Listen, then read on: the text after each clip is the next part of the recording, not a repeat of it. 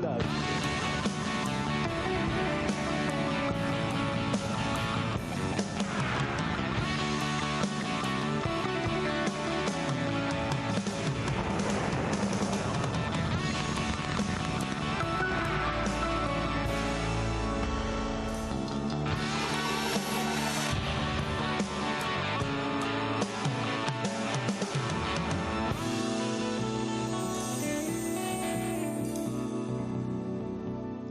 Hello there, and a very big Bonsoir welcome to et launching bienvenue. Nous lançons 2 satellites ce soir et nous affichons les couleurs de l'Europe car nous avons un satellite espagnol pour l'Agence spatiale européenne, un satellite français pour le CNES et ils vont s'envoler sur une fusée construite par des Italiens. Ils sont en place sur le pas de tir au centre spatial guyanais, prêt à décoller dans 18 minutes. Je suis en direct de Paris avec de nombreux invités. Ça va être un programme très intéressant.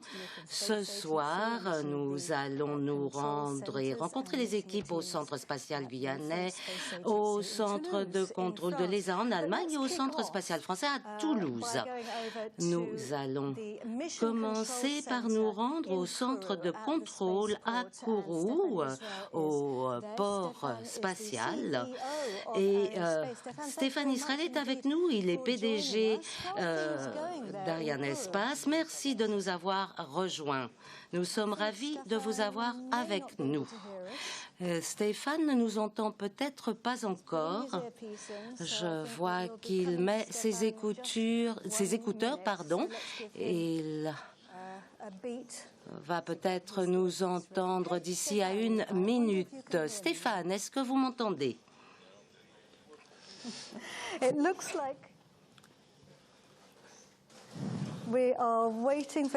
Nous attendons que Stéphane puisse nous entendre. Stéphane Israël est donc le PDG d'Arianespace. Il se trouve au centre de contrôle à Kourou. Vous m'entendez, Stéphane? Oui, je vous entends parfaitement, Cathy. Merci, Stéphane. Comment est-ce que ça se passe à Kourou? Les choses vont très bien et nous attendons les toutes dernières nouvelles de la météo parce que nous venons d'avoir un rouge indiquant un risque d'éclair et c'est un risque qu'on ne peut courir parce que c'est un risque qui encourt l'intégrité du lanceur. Et donc dans quelques minutes, dans 10 minutes avant le lancement, nous saurons si ce rouge devient vert et dans ce cas-là, ce serait favorable pour ce soir ou alors si nous allons devoir attendre demain pour faire une nouvelle tentative. Et on en saura plus dans quelques minutes. Très bien. Pendant que nous attendons cette information, Stéphane, est-ce que vous pouvez nous en dire un petit peu plus sur l'équipe chargée du vol ce soir? Oui, absolument. Alors, nous sommes ici dans le centre de contrôle Jupiter et nous avons toute l'équipe qui participe, qui travaille par ce lancement. Nous avons toute l'équipe d'Arianespace. Nous avons Marino Framito qui est chef de l'unité Rega, qui est notre exco. Membre de notre exco, nous avons Gérard, directeur d'établissement, et Thérèse Cartuccia. Et parmi nous, il est CTO d'Avio, Chief Technical Officer, Laurent Lagier, CTO d'Arianespace. Et dans quelques instants, nous aurions Claudia Flotto qui nous rejoint à l'instant, qui fait partie de notre comité exécutif, chargé des activités opérationnelles d'Arianespace. Stéphane, que va-t-il se passer ce soir pendant la mission? Alors ce soir, nous lançons 2 satellites. Tout d'abord, Ceosat Engenio pour l'ESA et pour l'Espagne, pour le CDTI. C'est un satellite qui fournira des informations concernant l'observation terrestre et l'environnement. Et nous lançons également Taranis, un satellite scientifique qui nous aidera à mieux comprendre les phénomènes liés aux éclairs et aux phénomènes lumineux lancés par l'agence française, la CNES. Nous attendons attendons cela avec impatience. Merci de nous avoir rejoints, Stéphane. Nous allons vous libérer pour vous permettre de suivre les dernières nouvelles. Merci beaucoup à nouveau, Stéphane. C'est un grand jour pour l'Espagne. Nous allons entendre maintenant le directeur des programmes d'observation de la Terre à l'ESA. Chers amis, chers invités, aujourd'hui nous sommes sur le point de voir le lancement de CEOSat Ingenio. Ce satellite constitue un programme important pour l'ESA en matière d'observation de la Terre. C'est un beau modèle de coopération avec un État membre, l'Espagne. Le satellite est un satellite d'imagerie terrestre haute résolution qui fournira de l'imagerie optique à différents utilisateurs civils, institutionnels et gouvernementaux espagnols et potentiellement à d'autres utilisateurs dans le cadre de Copernicus et GEOS. CEOSat Ingenio apportera à la société de nombreuses applications telles que la cartographie, l'agriculture, la foresterie et le développement urbain ainsi que la gestion de l'eau. Il servira également à cartographier les catastrophes naturelles et à répondre aux problèmes du changement climatique. Le lancement d'aujourd'hui conclut une longue phase de développement. Nous avons tous fait preuve de dévouement, d'endurance tout au long de cette durée. Je tiens à remercier toutes les personnes impliquées dans cet effort, en particulier l'équipe EOP dirigée par le chef de projet Alex Popesco. Mais aussi, je tiens à remercier tous ceux qui ont contribué à ce projet. Je tiens à remercier Airbus Espagne, le CDTI et les chefs de projet respectifs, Oriol Alvarez Trota et Jorge Lamba et leurs équipes.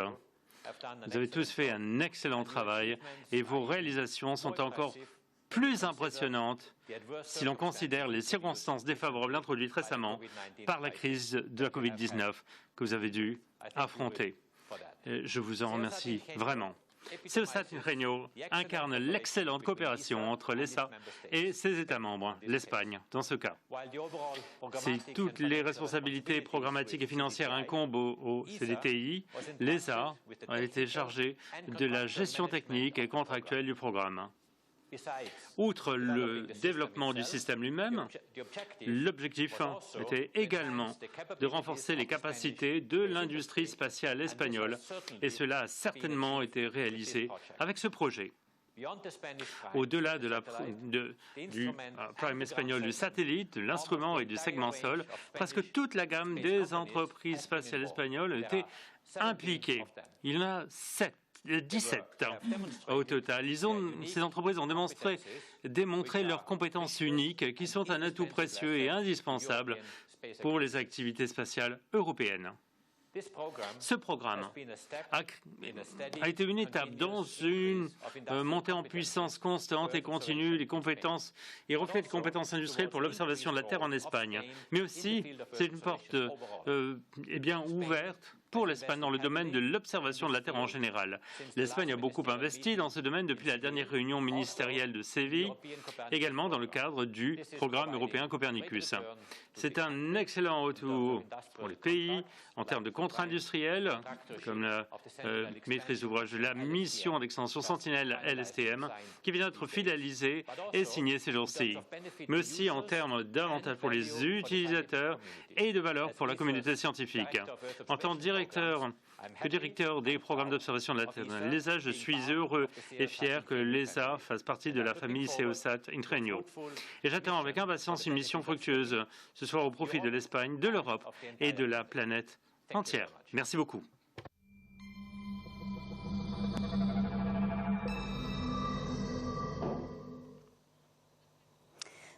Stéphane nous a présenté l'un des membres de l'équipe au CDC, le directeur de vol, mais il y a plusieurs équipes qui se trouvent à plusieurs postes dans le bocal, c'est-à-dire qui sont derrière une vitre qui les protège. Vous avez donc le directeur des opérations ou le chef de mission, qui est aujourd'hui Cyril Ponroy. Cyril, c'est quoi votre rôle? Ça veut dire quoi être chef de mission? Le chef de mission va coordonner la campagne au profit des satellites avec en interface d'un côté l'équipe lanceur et la base spatiale.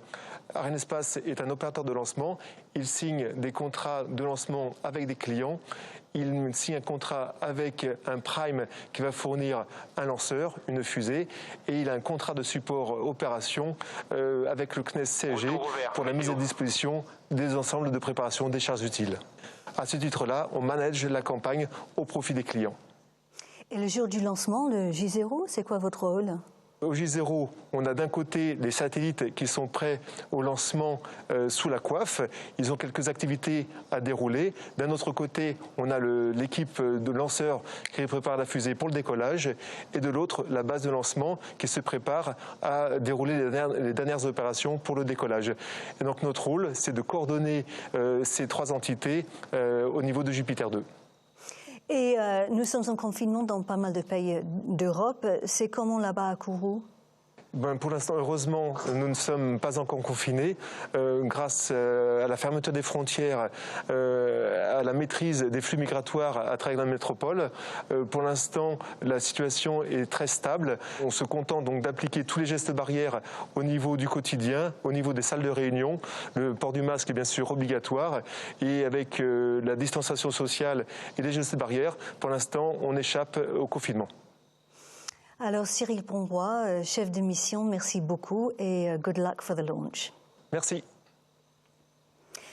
Une autre personne dont le rôle est essentiel au CDC, eh bien, c'est celui de la directrice du Centre spatial guyanais, Marie-Anne Claire, qui se trouve dans le bocal. Vous voyez les vitres. Bonsoir Marianne. À ce stade, avant le lancement, tous les regards se tournent vers le panneau des verts. Quelles sont les dernières nouvelles? Où en est-on?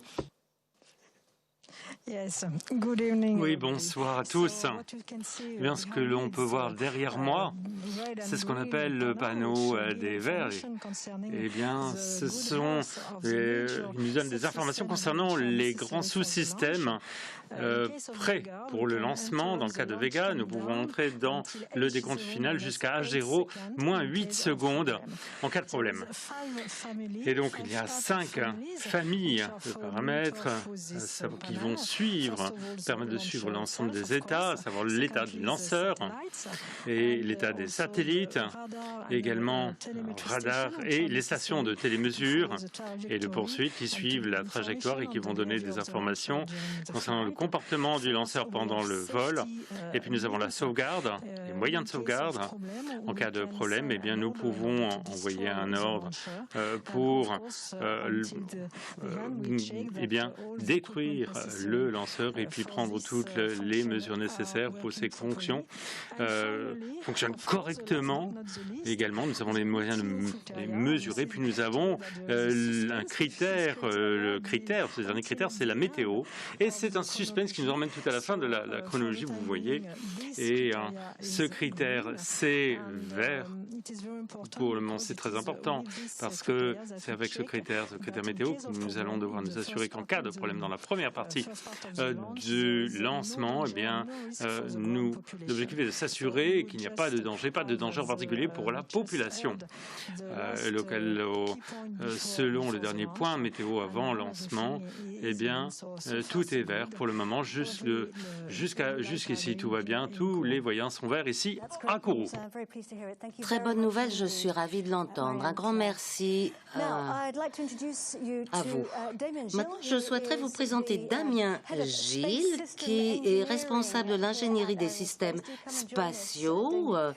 Venez nous rejoindre, Damien. Merci de nous accompagner. Vous allez rester avec nous pendant toute la durée du programme. Vous avez apporté une maquette, Damien, très gentiment. De quoi s'agit-elle? Que voit-on?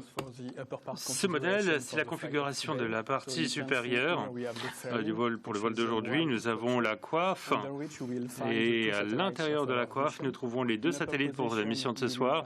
En position haute, eh bien, ce sera CEOSat en position haute et puis nous avons la structure noire, ce qu'on appelle la structure porteuse à double lancement, la VESPA, et en dessous de cette structure, nous trouvons Taranis, ce second passager pour cette mission de ce soir. Nous approchons d'une séquence importante avant le lancement, avant le compte à rebours. Il s'agit de la séquence synchronisée. Attention pour le début de la séquence finale lanceur. Top, H0 moins 4 minutes. And there we have it. The Range Operations Manager has indeed launched. Nous entendons le DDO qui vient de lancer la séquence synchronisée finale. C'est exactement ce que nous venons d'entendre. C'est la toute dernière étape de la séquence automatisée. Le lanceur va être complètement autonome à la fin de cette séquence. Et cette séquence comprend plusieurs étapes, à savoir charger le décollage, le temps de décollage. Les logiciels sont transférés au bord de manière à rendre le lanceur autonome pour réaliser sa mission. Très bien. La mission va durer longtemps ce soir. Je crois que cela va prendre un petit peu moins de 2 heures de mettre les satellites à poste. Regardons un petit peu la mission. Vous allez peut-être pouvoir nous expliquer comment ça va se passer, Damien. Exactement. Juste après le décollage de la Guyane, le premier étage, P80, va fonctionner pendant 2 minutes. Puis le Zefiro 23 et Zefiro 9 vont entrer en œuvre et vont permettre d'acquérir une vélocité.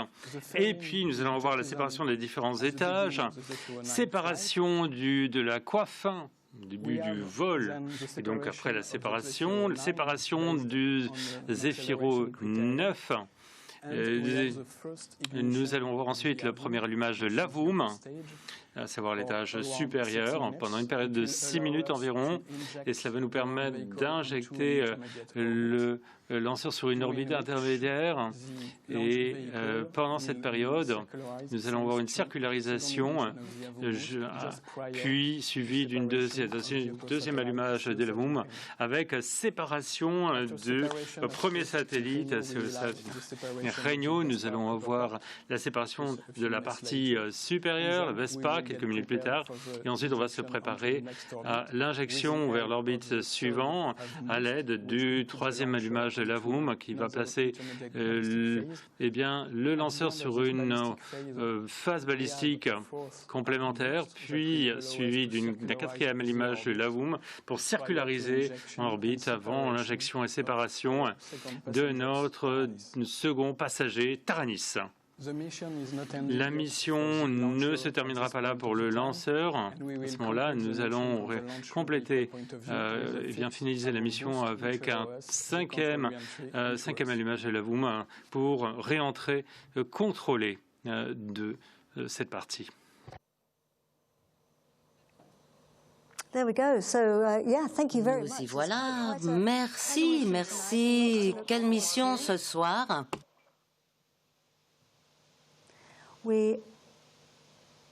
Top, H0 moins 1 minute. Je viens d'entendre le DDO nous annoncer que nous sommes à 1 minute du lancement et que les satellites Seosat Ingenieux pour l'Espagne et l'ESA et le satellite Taranis pour le CNES et la communauté scientifique tout entière vont être mis en orbite. Nous allons donc attendre et vous souhaiter bonne chance.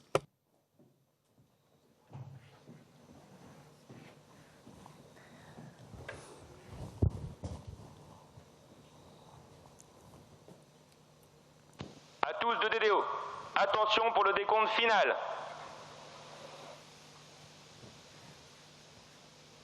10, 9, 8, 7, 6, 5, 4, 3, 2, 1, top. Allumage P80 et décollage Vega 17, Seosat Ingenieux et Taranis.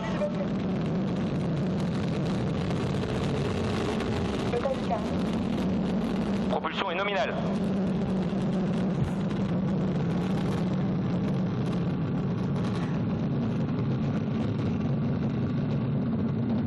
Je suis de retour.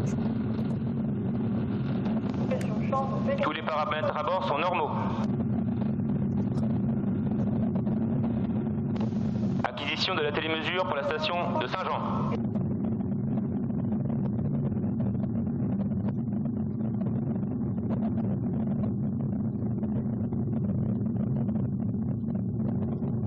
And they are off. Ceosat Ils sont partis. Ceosat Ingenio et Taranis sont en chemin. Le vol Vega VV-17 trace son chemin en direction de l'espace dans le ciel nocturne de la forêt amazonienne, et le DDO nous dit que tout se passe très bien. Nous avons maintenant passé le mur du son. Tout à fait, après 30 secondes de vol, la vitesse du son Mach 1. La tâche des 3 premiers étages est de s'éloigner de la planète. Nous bénéficions de tous les alcools qui sont stockés dans les 3 premiers moteurs pour pouvoir échapper à la gravité terrestre. Bien entendu, la gravité terrestre nous permet de rester sur Terre, mais ça fait en sorte que c'est difficile de la quitter. Nous voyons encore ce point dans le ciel et la distance du lanceur. Là, vous voyez la séparation du premier étage, le P80. Là, vous entendez la confirmation, Damien? Oui, on a eu confirmation que le deuxième étage a été allumé, que tout était nominal. Et voilà donc le début de la manœuvre en forme de patte de chien. La manœuvre de la patte de chien, c'est un changement de la trajectoire du lanceur qui se déroule juste après la séparation du P80. On l'appelle pas de chien parce que ça ressemble à ça. Voilà, c'est ce que l'on pouvait prévoir. Alors, Z veut dire Zéphiro. En fait, c'est le nom d'un vent, n'est-ce pas?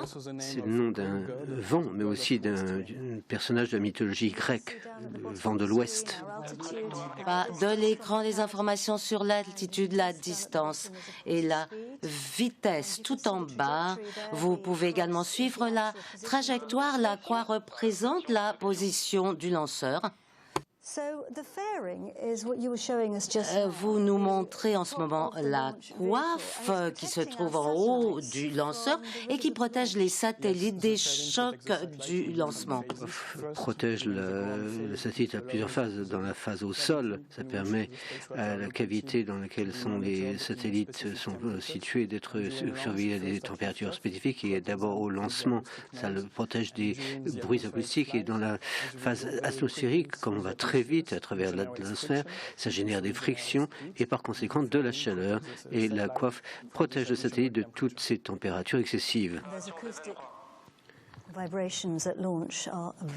y a des vibrations très fortes au moment du lancement, on peut l'imaginer. Donc maintenant, l'on voit la séparation de l'étage suivant. Séparation du deuxième étage et allumage donc du Zéphiro 9. Et à présent, nous venons de voir le largage de la coiffe et le DDO vient de le confirmer. On voit Ceosat Ingenio, pour la première fois. Taranis est encore caché. Le lanceur est opéré à distance. On a eu des informations parce que le lanceur envoie des signaux à un réseau de stations de poursuite qui sont sur la trajectoire de vol et qui nous permettent de suivre les différentes étapes du vol. Nous allons maintenant voir ces stations terrestres. Est-ce que vous pouvez nous parler de ce dispositif de poursuite? Plusieurs stations sol qui sont sur la trajectoire du vol, les 2 premières en Guyane, avec la station de Gallio et Saint-Jean-du-Maroni, qui nous permettent de suivre la phase de propulsion. Ensuite, nous passons sous la visibilité des Bermudes, qui nous permettent de couvrir le début de la première phase Avoun, ensuite à Saint-Hubert au Canada, qui termine la fin de la première phase d'Avoun. La période de visibilité n'est pas toujours assurée, c'est ce qu'on appelle un trou de télémesure ici, qui est tout à fait nominal. En fait, ça se passe dans une phase où il n'y a pas de signaux actifs du lanceur. Et ensuite, il y a un trou entre Saint-Hubert au Canada et New Norcia en Australie. Et à partir de là, nous allons suivre la deuxième propulsion d'Avoum et la séparation de Ceosat. Après New Norcia, il y a de nouveau un trou de télémesure et lanceur continue sa route autour de la Terre. Ce deuxième trou de télémesure se terminera lorsqu'on sera en visibilité directe de Galio, à nouveau, en Guyane française donc. À partir de là, le lanceur réémettra les données de télémesure au CSG en temps réel pour les principaux paramètres et en temps différé pour les paramètres qui doivent être étudiés postérieurement au vol. Il y a un petit trou de visibilité avant de revenir en visibilité de Bermude et de Saint-Hubert où nous terminerons la mission pour le lanceur. Parfait. Maintenant, nous sommes à 6 minutes et 17 secondes de vol. Et la vitesse est de presque 8 km/s, ce qui est incroyable. Quand on y réfléchit, on nous dit que tout se passe bien jusqu'à présent.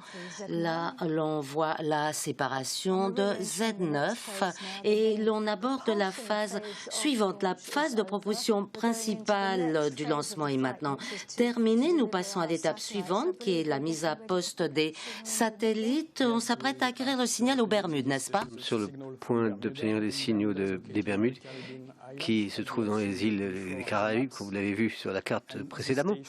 Et cette station est un peu une station historique parce que c'était déjà la station pour la NASA, pour le programme Mercury et pour Apollo. C'est un peu un point historique pour l'espace. Est-ce que vous pouvez nous parler un petit peu de l'orbite? Comme nous sommes sur une mission où l'observation de la Terre est importante, on va emmener les satellites sur une orbite dédiée. D'entendre que le signal était acquis aux Bermudes. Désolé de vous interrompre. Donc on les injectera sur des orbites héliosynchrones, orbites où les satellites passent sur les mêmes points de la Terre, toujours à la même heure solaire. C'est pourquoi ce type d'orbite est très important pour l'observation de la Terre, car vous êtes sûr de bénéficier de toujours la même illumination du Soleil. Nous en arrivons maintenant au stade suivant, l'allumage de l'étage supérieur AVOM. AVOM en anglais, AVOM avec la prononciation française. Voilà l'image. Vous voyez que c'est le chauffeur de taxi qui livre les satellites à un point dans l'espace, en quelque sorte. C'est la phase suivante du voyage. Et maintenant, c'est AVOM qui reprend le volant, si on peut dire, qui va les satellites à l'orbite d'injection. On aura donc deux accélérations de propulsion avant de séparer Seosat et deux autres avant de libérer Taranis. Les deux satellites, bien entendu, ont chacun leur directeur de projet. Je leur ai parlé tout à l'heure. Beatriz, this is a really important satellite for Spain, and you must feel incredibly proud as a Spanish woman. Yes, good evening, Katie. As a Spanish, you're right. I'm extremely proud to participate to this mission because this is the first satellite that has been fully designed and manufactured by the Spanish industry through a consortium of the different companies of the space sector led by Airbus Defence and Spain. Seosat Ingenio is also the 10th satellite that Arianespace has launched for Spain, but it is the first that would be for the Earth observation, and also the first that is using the smaller launch vehicle of our family, Vega. So while this, if we don't take into account the 6 other auxiliary payloads that we have also launched for Spain, and 3 of them in the previous Vega rideshare mission in September. So it is a great day for Spain, but also for France and for all the European countries that has participated to this mission. Indeed, it is a great day for France, Fabrizio, but also from a scientific perspective, Taranis is important for all of us on Earth, isn't it? Hi, Katie. Yes, you are right. Taranis, whose name, you know, comes from the Celtic god of thunder and lightning, but that's also the acronym for Tools for the Analysis of Radiation from Lightning and Sprites, is an all-French microsatellite designed, built and operated by CNES. Main mission is scientific one. In particular, the main mission of Taranis is to probe investigate and probe the physics mechanism that are behind such storm phenomena, so-called TLE, transient luminous event, and TGF, terrestrial gamma ray flashes. But as you said before, the data recorded and delivered by the 8 payloads that are on board of Taranis will be used also for operational application like climatology and weather forecast. And Beatriz, the satellites are travelling today on board the Vega launcher together, but they've actually travelled all the way to Kourou together, haven't they? Yeah, yes, you're right. The two customers got in touch for sharing the transportation of the satellites. So they have arrived on the same plane here in French Guiana. And the collaboration between the two customers have continued all along the launch campaign, because as I said before, there has been a really great teamwork. And I would just to add that these two satellites have been married since the beginning, since the signature of the contract. And now this honeymoon will be shortly ended because they will be separated in space.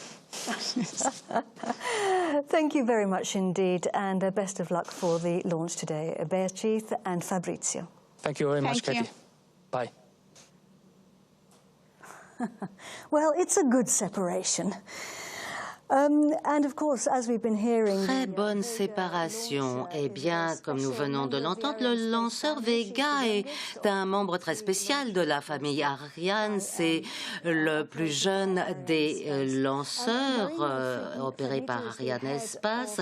Marino Fragnito est chef de la division Vega. Il vient de nous rejoindre. Marino, est-ce que vous pouvez nous en dire un petit peu plus sur Vega et de la mission de lancement de ce soir?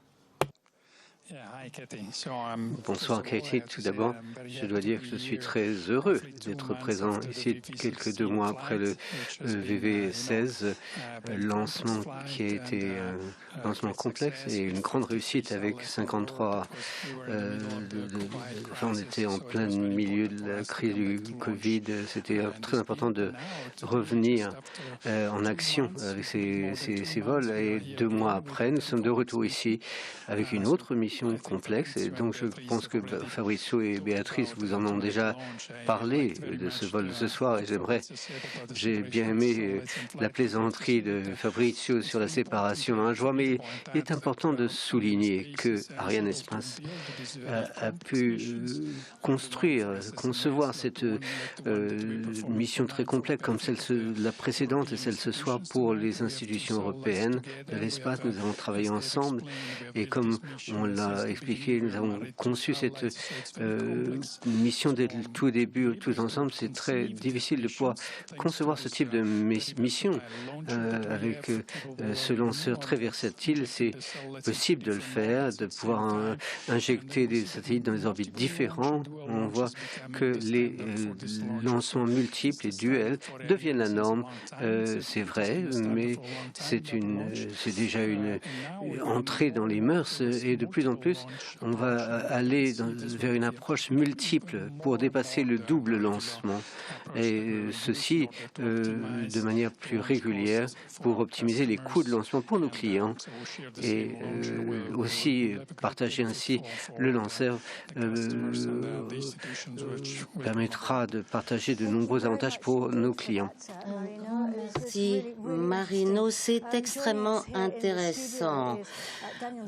Daniel Neuschwander nous rejoint au studio, c'est le directeur des transports spatiaux à l'ESA. Merci de votre présence, Daniel. Comme on disait tout à l'heure, l'Europe a l'énorme chance de disposer de cette famille de lanceurs qui peut placer n'importe quel satellite dans n'importe quelle orbite. Oui, des satellites dans tous les orbites, mais aussi en termes d'autonomie d'action pour l'Europe, il est crucial que nos clients institutionnels aient la possibilité aussi de lancer de nos propres territoires. Aujourd'hui, nous avons Vega, Ariane 5, Soyuz qui fonctionne aussi du CG et demain, on va lancer le Vega C et Ariane 6, une nouvelle famille de lanceurs qui permettra d'offrir les mêmes types de performances. Et pour terminer, j'aimerais souligner le soutien apporté par les États de la communauté européenne à ce programme VAC. En particulier, années, nous avons doublé le nombre d'États participants, ce qui montre aussi l'engagement pour assurer cet accès à l'espace pour Vega et pour Ariane, et aussi démontrant que Vega, c'est le bon véhicule avec les bonnes capacités pour traiter de nouveaux marchés. Le Vega C étant lancé au milieu de l'année prochaine va augmenter ses capacités de lancement d'une tonne 5 à 3 tonnes. On va doubler aussi le volume sous la coiffe, ce qui est un aspect clé pour prendre en compte de nouveaux marchés. Aussi, Vega C aura le P120C, un moteur nouveau qui va décupler les possibilités. Et le Vega C, pour terminer, offrir la possibilité de lancer. Marine, vous parlez du lancement du Vega. On a une preuve de concept d'un nouvel adaptateur qui nous permettait de lancer 53 satellites. Vega C permettra de le faire, et ce, de manière régulière, avec des nouvelles missions comme le Space Rider. Vous pouvez nous en dire un petit peu plus de Space Rider? C'est vraiment une nouveauté parce que l'Europe entre ainsi dans une nouvelle ère. Nous aurons ainsi le premier système transportable spatial avec un retour de l'espace, ce qui permettra d'ouvrir de nouvelles perspectives et d'adresser de nouveaux marchés. Ce satellite sera à peu près de 2 mm, il restera en orbite sur 2 mois peut-être et reviendra ensuite et sera relancé après. C'est absolument fascinant. Très intéressant. Merci, Daniel, de nous avoir rejoints au studio. À présent, nous allons voir un film sur la Guyane française, car le centre spatial guyanais se trouve en Guyane française, en Amérique du Sud.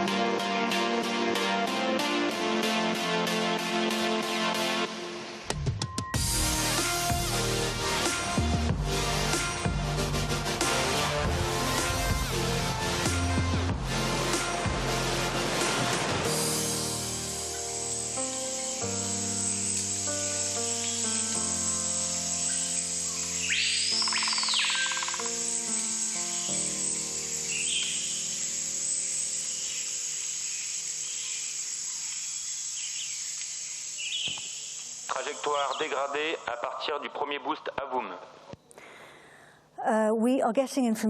Nous recevons des informations de Kourou sur le fait que la trajectoire est dégradée pour le lanceur. Nous allons donc attendre des informations supplémentaires du Centre spatial guyanais et faire une pause pour l'instant et nous reviendrons dès que nous aurons davantage d'informations.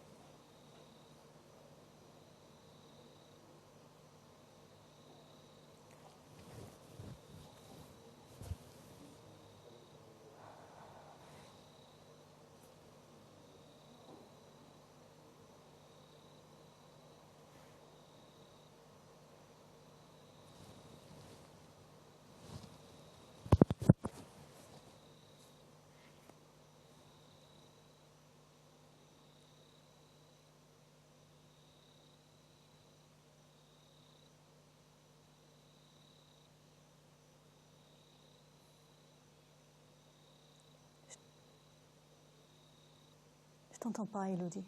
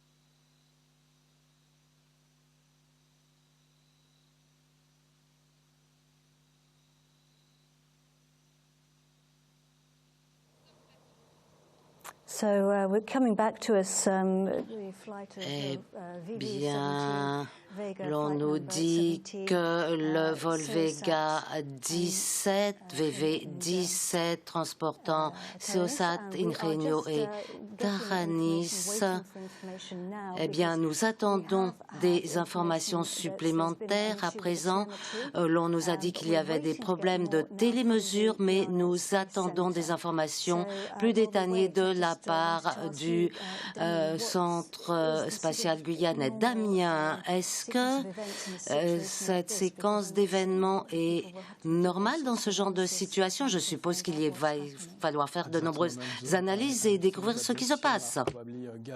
Je pense que les équipes sont justement en train d'essayer de rassembler toutes les données possibles pour se faire une compréhension de ce qui se passe. Et donc, il nous faut attendre d'obtenir les informations du Centre spatial guyanais. Le CSG reviendra vers nous dès qu'ils pourront nous apporter davantage d'informations. Entre-temps, Poursuite des activités BLA au profit de VV17. En attente d'informations complémentaires sur la situation bord. Que tous les moyens restent configurés. Can you translate that for us, Damien? Damien, est-ce que vous pouvez traduire? Donc c'était un message du DDO qui indiquait que du côté sol, toutes les opérations sont maintenues, continuent. Autrement dit, tous les équipements sont en mode d'attente dans l'attente donc de données du côté du lanceur et restent en mode d'attente et des acquisitions éventuelles qui viendraient du lanceur. Il ne faut pas oublier les deux satellites à bord, Seosat Renio, un satellite espagnol de l'Agence spatiale européenne, et Taranis, qui est un satellite scientifique pour la France, au bénéfice de la communauté scientifique et du CNES, l'Agence spatiale française. C'était juste un petit résumé. Jusqu'à présent, eh bien, le début s'est bien passé. Les panneaux étaient tous au vert. Il a été possible d'assurer le lancement à l'heure prévue, mais à présent, on attend des informations. Les équipes, à partir de différents sites, différentes entités du côté CNES, Arianespace, Avio, travaillent. C'est un moment, tous travaillent, c'est un moment difficile. Ils mettent tous leurs efforts ensemble pour essayer de comprendre ce qui se passe et rassembler toutes les données pour se faire une idée claire de ce qui se passe en ce moment. So we will point you again towards the Twitter feeds, the Arianespace website. Encore une fois, nous vous renvoyons vers le site internet d'Arianespace et faire à nouveau une pause dans notre programme. Est-ce que je reçois d'autres informations? Non. Eh bien, nous allons faire encore une fois une pause et revenir vers vous dès que nous aurons plus d'informations. En fait, il y a tout de même quelque chose dont nous pouvons parler dès à présent. C'est un sujet extrêmement intéressant. Il s'agit des essais qui ont été réalisés sur Vega. Est-ce que vous pouvez nous expliquer à tous ce qui a été fait?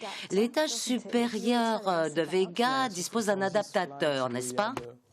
Pour ce vol, on avait un adaptateur spécial entre Taranis et le lanceur qui s'appelle un PAS 610S. Donc 610, c'est le diamètre de l'interface entre l'adaptateur et le satellite qui correspond à peu près à 610 mm.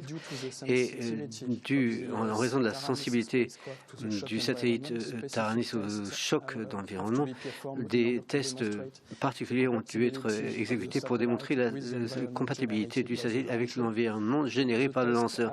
Les tests de différentes sortes ont eu lieu sur différentes phases. La première phase visant à faire un fit check, comme on appelle ça, pour s'assurer que le satellite puisse être appairé totalement à l'adaptateur d'un point de vue mécanique mais aussi électrique, afin de vérifier qu'il n'y avait aucune interférence et que tous les signaux pouvaient être acquis correctement entre le satellite et le lanceur. Et aussi une deuxième partie, une deuxième phase visant à démontrer que le satellite pouvait supporter les chocs, l'environnement de choc généré par le lanceur, parce qu'il y a des événements de séparation, la séparation du P80, du Z23, du Zefiro 9 et la séparation de la Quav, en fait, et ensuite la séparation du satellite du lanceur et en fait l'événement le plus difficile, enfin probablement c'était sans doute la cause.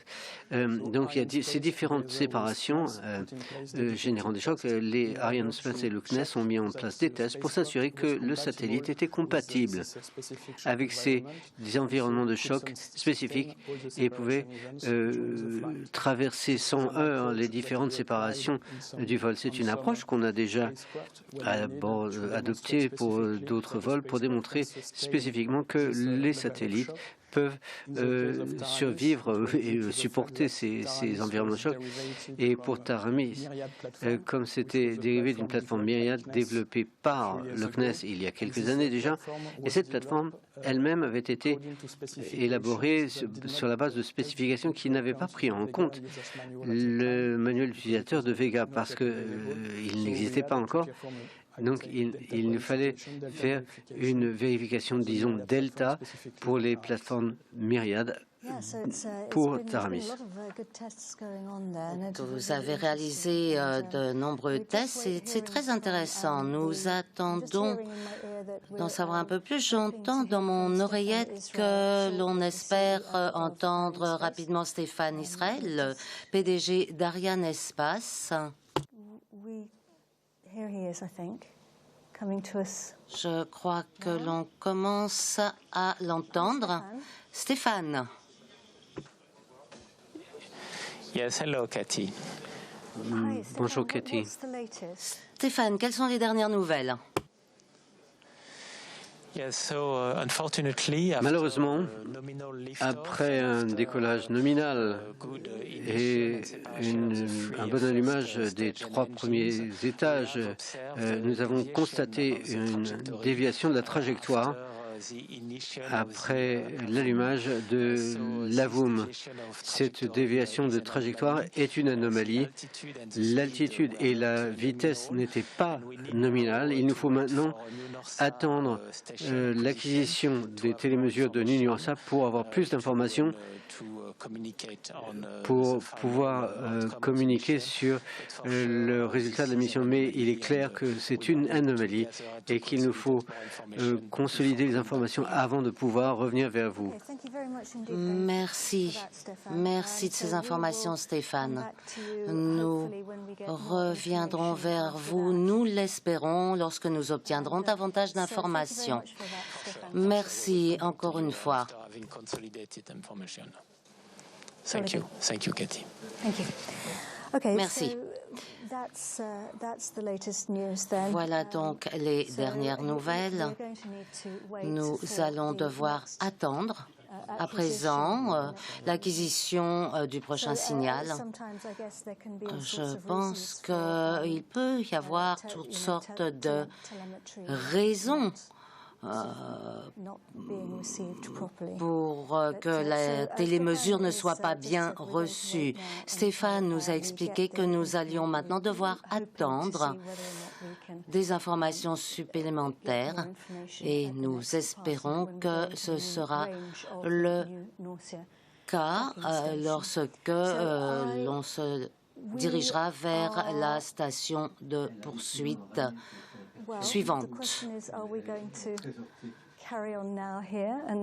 Peut-on continuer en studio? C'est la question que je me pose. Je pense que nous allons probablement décider de faire une courte pause et attendre les informations.